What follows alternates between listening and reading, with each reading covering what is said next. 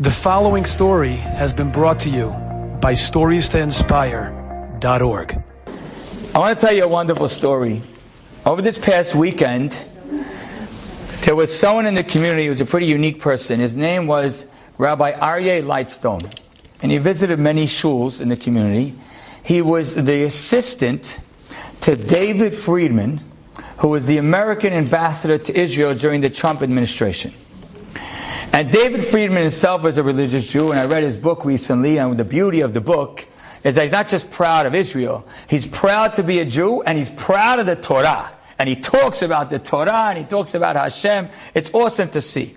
His assistant, this is how proud he was, is a rabbi, Rabbi Aryeh Lightstone. So Rabbi Aryeh Lightstone came to the community, he spoke in a few different shuls, and in one of the shuls he told this story.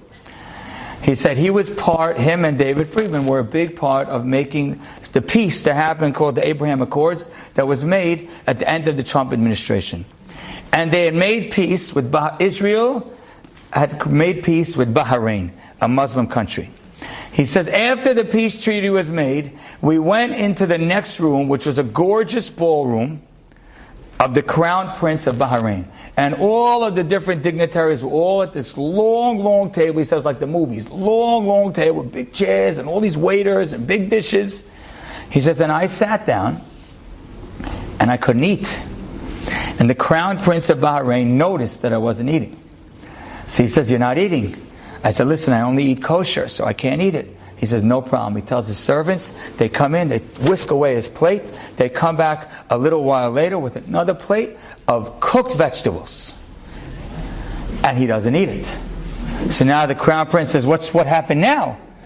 He says, no, even cooked vegetables is cooked with your oils and your pots and whatever. I can't eat that either. He says, wow, you can't even eat that?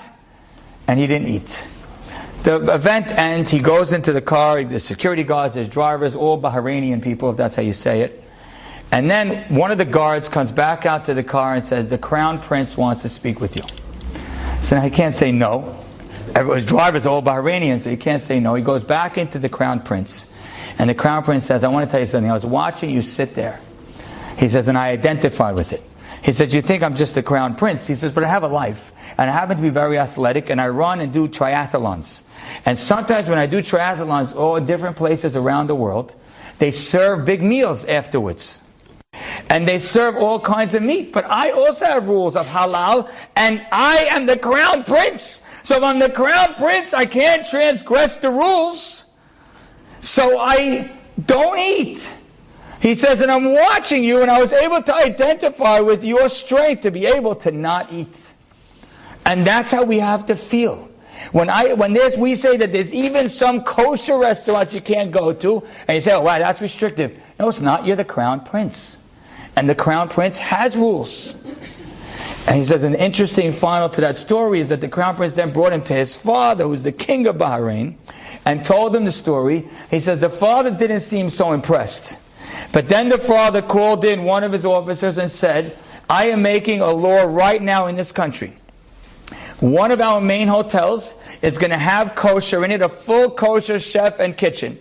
And any Jew that ever comes to Bahrain has to be able to get kosher in any hotel in the country whenever they want.